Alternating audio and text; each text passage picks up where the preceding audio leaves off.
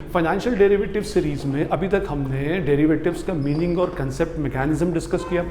उसके बाद we have discussed about the concept of hedging, that what is the meaning of hedging. Hedging का सिर्फ meaning discuss किया था और उसके बाद फिर हमने स्टार्ट किया था different types of derivatives contract. और उसमें प्रीवियस लेक्चर में we have discussed first derivative contract, that is forward contract. अब इस वीडियो में we will start the concept of the future contract. एक बात मैं आपको पहले बता दूं कि फ्यूचर कॉन्ट्रैक्ट एक बहुत ही वास्ट कंसेप्ट है और ये प्रैक्टिकली पॉसिबल नहीं है कि इसको एक ही लेक्चर के अंदर बेसिकली कवर किया जाए। तो इट मे बी पॉसिबल इसके 3 से 4 लेक्चर्स हो सकते हैं। इस वीडियो के अंदर हम डिस्कस करेंगे about the meaning and mechanism of the future contract. फिर उसके बाद मार्किंग टू मार्केट और डिफरेंट टर्मिनोलॉजीज और different types of future contracts आने वाले वीडियोस के अंदर हम डिस्कस करेंगे। बट अभी इस वीडियो में now we are going to discuss the basic meaning and concept and mechanism of future contract.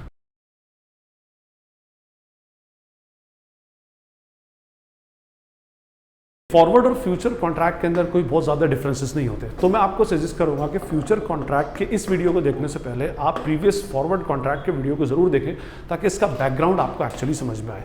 अब फ्यूचर कॉन्ट्रैक्ट क्या होता है, इसको समझने के लिए सबसे पहले हम फॉरवर्ड कॉन्ट्रैक्ट की वो डेफिनेशन लेते हैं जो हमने प्रीवियस वीडियो के अंदर डिस्कस की थी। क्या डेफिनेशन है कि that forward contract is a customised contract. ये क्या होता है, कस्टमाइज्ड कॉन्ट्रैक्ट होता है बिटवीन कितनी दो पार्टीज के बीच में टू बाय और सेल एन एसेट, है ना, at a specific price on a future date. ठीक है, ये बेसिकली हमने डेफिनेशन प्रीवियस वीडियो के अंदर डिस्कस की थी। अब देखिए, सबसे पहले बिटवीन दो पार्टीज कौन सी है, बायर और सेलर, ये हम डिस्कस कर चुके हैं। टू बाय और सेल एन एसेट। एसेट क्या होती है, asset is an underlying asset. Underlying asset हम समझ चुके थे कि underlying asset it may be a commodity और फाइनेंशियल एसेट। ठीक है, it a specific price on a future date. अब ये सारे के सारे फीचर्स होते हैं फ्यूचर कॉन्ट्रैक्ट में भी मिलते हैं। बट पहले मैं आपको एक टर्म के डिस्कस करूँ जो सबसे इंपॉर्टेंट टर्म है इसमें, that it is a customised contract. Customised contract का मीनिंग ये होता है कि इसकी जो टर्म्स एंड कंडीशंस होती हैं, all terms and conditions are actually fixed by the parties who are entering into the contract. जो पार्टीज उस कॉन्ट्रैक्ट के अंदर एक्चुअली एंटर हो रही हैं वही उसकी सारी टर्म्स एंड कंडीशंस को फिक्स करेंगी। देखिए कौन कौन एंटर हो रहा है उसके अंदर, बायर एंड सेलर। और ये बायर और सेलर ही इस पूरे कॉन्ट्रैक्ट की सारी टर्म्स एंड कंडीशंस को फिक्स करते हैं। अभी टर्म्स एंड कंडीशंस क्या हम समझे, उसके अंदर टर्म्स एंड कंडीशंस के अंदर सबसे पहला होता है टाइप ऑफ अंडरलाइंग एसेट। ठीक है, सबसे पहली बात कि कौन सी अंडरलाइंग एसेट एक्चुअली सेल की जा रही है, fine. Number 2, quantity and quality of underlying asset. Quality of underlying asset. Number 3, quantity of underlying asset, किस टाइप की, कितनी क्वांटिटी हम इसके अंदर सेल कर रहे हैं। Number 4, price. And number 5, period और date.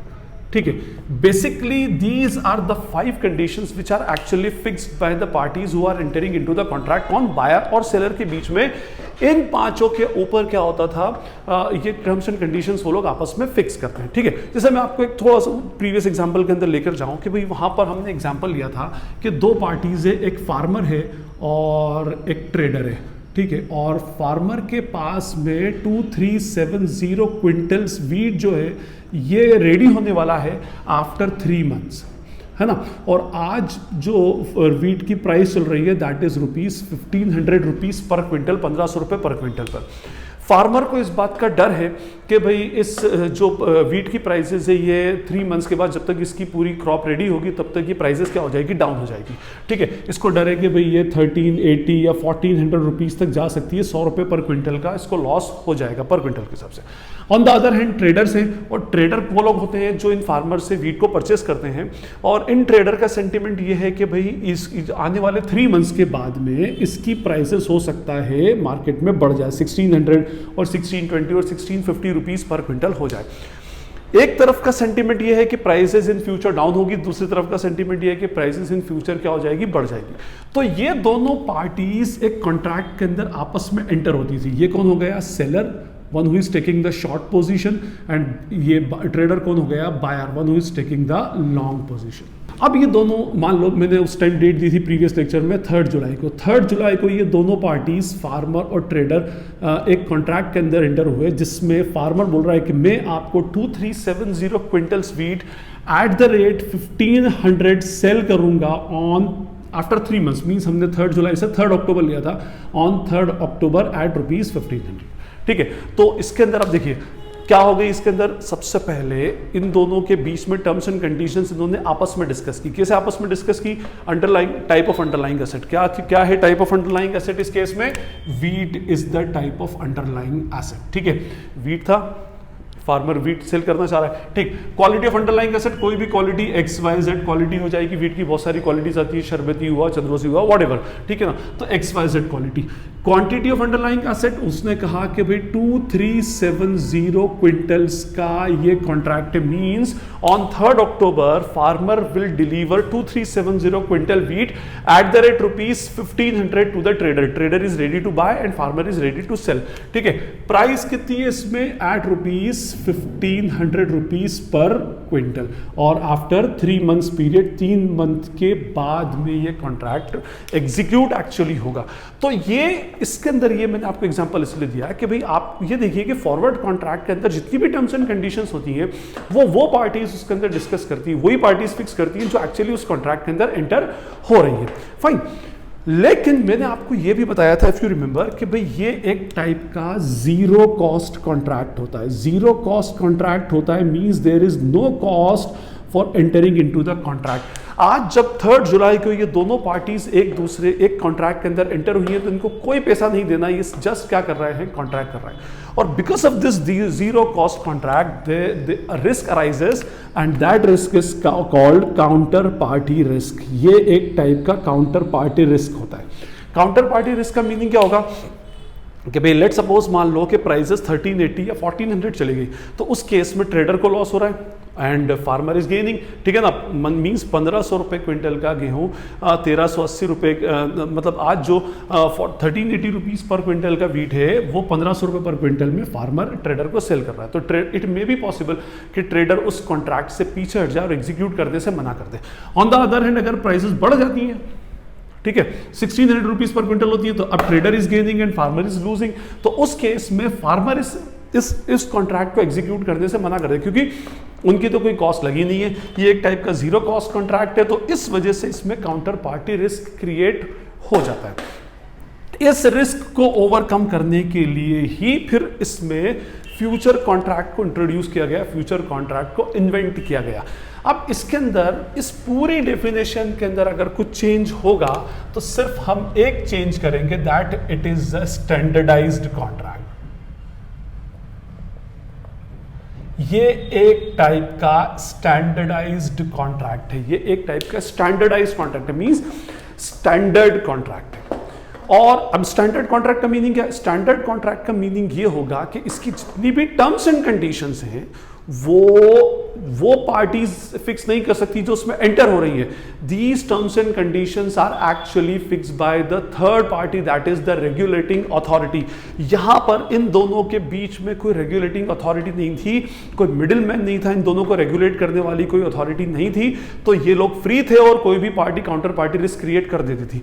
But in case of future contract there is the regulating authority, हम उसको बोलते हैं कि एक रेगुलेटिंग अथॉरिटी होती है, और ये रेगुलेटिंग अथॉरिटी पूरे टर्म्स एंड कंडीशंस को, सारे टर्म्स एंड कंडीशंस को पहले ही फिक्स कर देती है, और उसके बाद फिर ये पार्टीज को इनवाइट करती है कि आओ और इन कॉन्ट्रैक्ट्स को परचेस करो।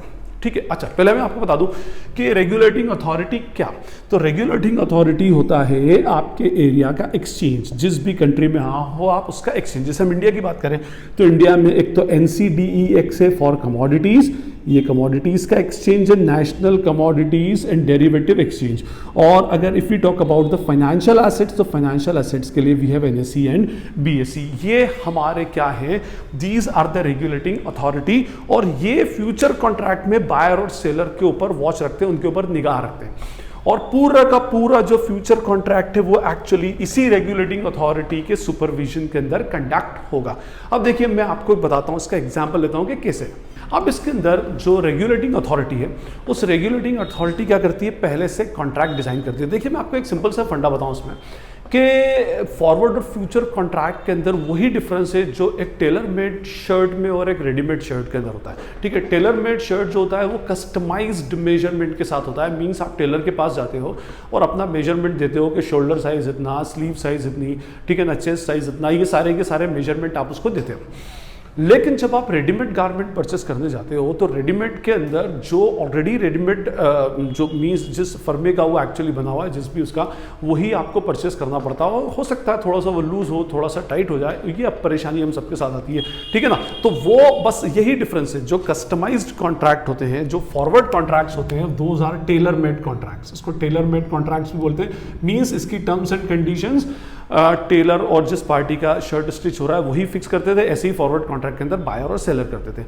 और जो फ्यूचर कॉन्ट्रैक्ट्स होते हैं, they are just like the readymade shirt. Readymade shirt means market के अंदर एक प्री डिटरमाइंड स्टैंडर्ड साइज का शर्ट अवेलेबल होगा और उसी साइज का शर्ट आपने क्या करना पड़ेगा, बाय करना पड़ेगा। अब देखिए होता क्या है, सबसे पहले एक्सचेंज क्या करता है, इन ये 5 जो टर्म्स एंड कंडीशंस है, इन टर्म्स एंड कंडीशंस को पहले से ही दे देता है। जैसे एक्सचेंज ने कहा कि भाई हमारे पास जो कॉन्ट्रैक्ट्स अवेलेबल है, फ्यूचर कॉन्ट्रैक्ट्स, उसके अंदर अंडरलाइंग एसेट है वीट। चलिए एक कंडीशन तो आपकी फुलफिल हो गई, quality of wheat is XYZ quality का वीट है मान लीजिए। तो 2 कंडीशंस आपकी फुलफिल हो रही हैं जो आप कर रहे थे। लेकिन उसने कहा कि भाई quantity of one contract is equals to 500 quintals. Means हम 2370, ये टेलर मेड कॉन्ट्रैक्ट था, ये फ्यूचर कॉन्ट्रैक्ट के अंदर अवेलेबल नहीं है। और let suppose period is after 3 months, ठीक है, 3 मंथ्स होगा और प्राइस भी उन्होंने दे दी at 1530 rupees per quintal. Fine. तो अब ये एक पैकेज बना करके, एक स्टैंडर्ड कॉन्ट्रैक्ट बनाकर मार्केट के अंदर रख दिया जाएगा कि भाई ये कॉन्ट्रैक्ट है। अब अगर आप इस कॉन्ट्रैक्ट में एंटर होना चाहते हो तो आपको ये सारी टर्म्स एंड कंडीशंस फॉलो करना पड़ेंगी, which are actually fixed, which are actually designed by the regulating authority, that is exchange. वो बोलेगा कि भाई हमारे पास एक कॉन्ट्रैक्ट है। उसने क्या कहा कि भाई हमारे पास we have 1 future wheat contract for the delivery on specific date, कोई सी भी डेट को आफ्टर 3 मंथ्स।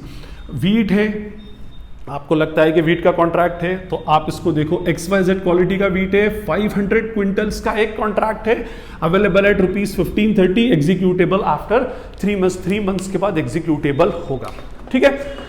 अब आपने क्या करना है, एक्सचेंज में जाना है। देखिए फिजिकली तो आजकल एक्सचेंज में कोई जाता नहीं है, आप अपने ब्रोकर की जो भी साइड होती है, ज़रूरा हुआ या कोई से भी, अगर आप अपना ब्रोकर है, उससे आप क्या कर सकते हैं, इस कमोडिटी मार्केट के अंदर इन फ्यूचर कॉन्ट्रैक्ट को ढूंढ सकते हो। जैसे मैं अब इसी में एग्जांपल लेता हूं कि अगर फार्मर है, अब ये फार्मर अपना वीट सेल करना चाहता है आफ्टर 3 मंथ्स, ठीक है।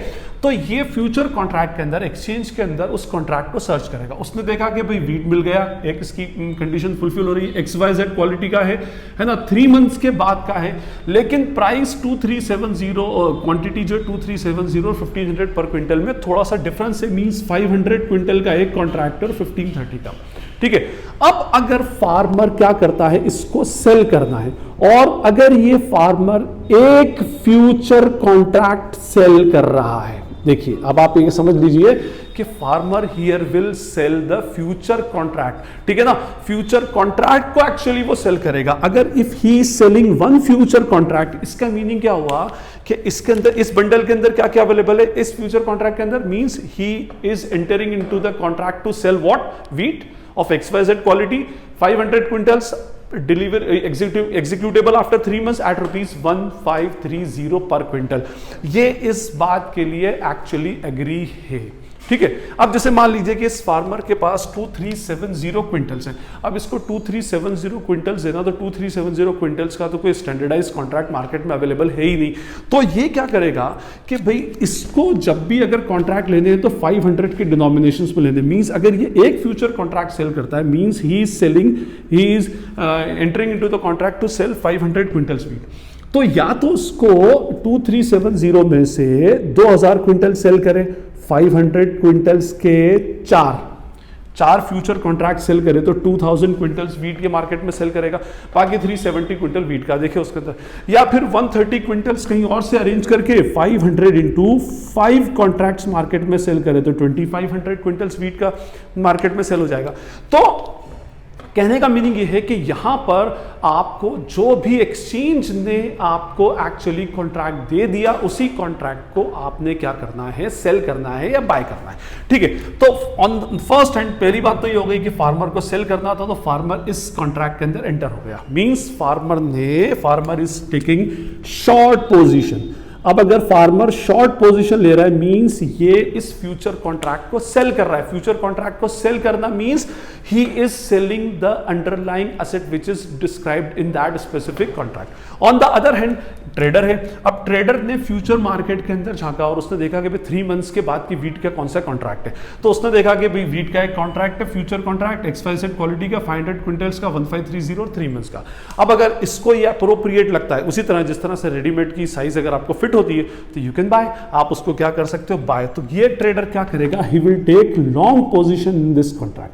अब अगर इस ट्रेडर ने कहा कि मैं एक फ्यूचर कॉन्ट्रैक्ट बाय करता हूं, तो इसका मीनिंग क्या हुआ कि trader is agreed to buy 500 quintals of XYZ quality wheat at ₹1530 which is executable after 3 months. 3 month के बाद में ये क्या होगा, एग्जीक्यूट होगा। तो ये बेसिकली फॉर फ्यूचर कॉन्ट्रैक्ट होता है जिसमें पहले से ही सारी terms and conditions regulating authorities को फिक्स कर देता है।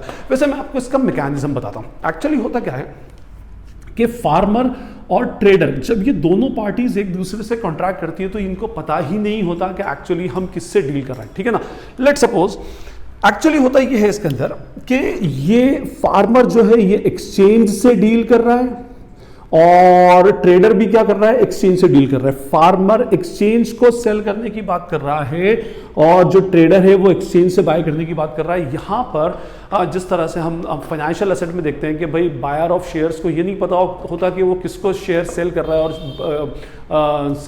किससे शेयर्स बाय कर रहा है, और सेलर ऑफ शेयर को ये नहीं पता होता कि वो किसको शेयर सेल कर रहा है। इन द सेम वे यहां पर शॉर्ट पोजीशन लेने वाले को ये पता नहीं होता कि ये कॉन्ट्रैक्ट किसको सेल कर रहा है, वो तो किससे डील कर रहा है, वो एक्सचेंज से डील कर रहा है, और इधर बाय करने वाले को भी ये पता नहीं होता कि वो किससे बाय कर रहा है। मे बी पॉसिबल कि अगर फार्मर 5 कॉन्ट्रैक्ट सेल कर रहा है, ठीक है, और फार्मर का नाम है X, तो इट मे बी पॉसिबल कि हो सकता है इस 5 कॉन्ट्रैक्ट में से एक कॉन्ट्रैक्ट मिस्टर ए नाम के ट्रेडर ने बाय किया हो, 1 कॉन्ट्रैक्ट, 2 कॉन्ट्रैक्ट्स मिस्टर बी नाम के ट्रेडर ने बाय किए हो, और इसी तरह से 2 कॉन्ट्रैक्ट्स मिस्टर सी नाम के ट्रेडर ने बाय किए हो। यहां पे बायर और सेलर एक दूसरे को फेस टू फेस कभी नहीं मिलते, उनको पता ही नहीं होता कि वो किसको कॉन्ट्रैक्ट सेल कर रहा है और किसको कॉन्ट्रैक्ट बाय कर रहा है। तो in market there may be n number of buyers and n number of sellers, बहुत सारे बायर्स और सेलर्स हो सकते हैं, किसी को नहीं पता कि वो किसको बाय और किसको एक्चुअली सेल कर रहा है। तो ये एक टाइप के फ्यूचर कॉन्ट्रैक्ट का मैकेनिज्म है। फ्यूचर कॉन्ट्रैक्ट के अंदर जो एक्सचेंज होता है, जो रेगुलेटिंग अथॉरिटी होती है, वो कॉन्ट्रैक्ट्स को प्री डिजाइंड करके मार्केट के अंदर देता है। अब अगर आपको वो सारी टर्म्स एंड कंडीशंस में आप इंटरेस्टेड हो तो you can enter into the contract, otherwise आप उस कॉन्ट्रैक्ट को छोड़ दो। अब इसके अंदर सबसे बड़ी बात ये होती है कि जो ये जो रिस्क था काउंटर पार्टी रिस्क, क्या सर यहाँ पर काउंटर पार्टी रिस्क होता है या नहीं होता? तो एक्चुअली यहाँ पर काउंटर पार्टी रिस्क नहीं होता, तभी तो ये कॉन्ट्रैक्ट इतने ज्यादा फेमस होते हैं। हमारे यहाँ पर एक्सचेंज के मीडिएटर और एक्सचेंज के रेगुलेटिंग अथॉरिटी होने की वजह से यहाँ पर ये कॉन्ट्रैक्ट जीरो कॉस्ट कॉन्ट्रैक्ट नहीं होता। You have to pay some initial amount at the time of entering into the contract. Let's suppose हम मान लें कि भाई एक फ्यूचर कॉन्ट्रैक्ट जो है वो उसकी वैल्यू कितनी हो जाएगी 500। अच्छा, ये जो 1530 प्राइस है ना, ये पर क्विंटल है, मींस एक क्विंटल की बेसिकली क्या प्राइसेस है। तो अगर हम इस पूरे कॉन्ट्रैक्ट की वैल्यू देखें तो इस पूरे कॉन्ट्रैक्ट की वैल्यू होगी 500 into 1530, that is equals to 7,65,000। इसका मीनिंग ये होता है कि एक कॉन्ट्रैक्ट की वैल्यू 7,65,000 रुपीज होती है। ये कॉन्ट्रैक्ट की 500 क्विंटल है, इस कॉन्ट्रैक्ट के अंदर 500 क्विंटल्स वीट डिलीवर करना है eight the rate ₹1530। Total value of the contract is 7,65,000। अब अगर मैं शॉर्ट पोजीशन लेता हूं, मैं फार्मर हूं, और अगर मैं एक्सचेंज के अंदर जाकर इसकी एक फ्यूचर कॉन्ट्रैक्ट को सेल करता हूं तो एक्सचेंज मुझसे एक इनिशियल अमाउंट रखवाता है, that is called initial margin. अभी सिर्फ इतना समझ लें, इनिशियल मार्जिन और मेंटेनेंस मार्जिन के लिए अपकमिंग वीडियो आएगी जिसके अंदर आपको पूरा मैकेनिज्म में एक्सप्लेन कर दूंगा that what is the meaning of initial and maintenance margin और किस तरह से वो वर्क करते हैं।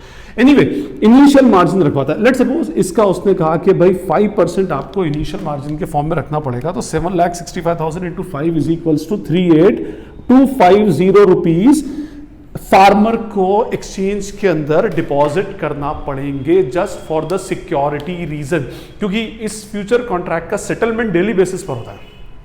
ऑन द अदर हैंड, अब इसने सिक्योरिटी किसके पास रख दी? एक्सचेंज के पास। ठीक, तो इसका मीनिंग ये हुआ कि अब ये जीरो कॉस्ट कॉन्ट्रैक्ट नहीं रहा।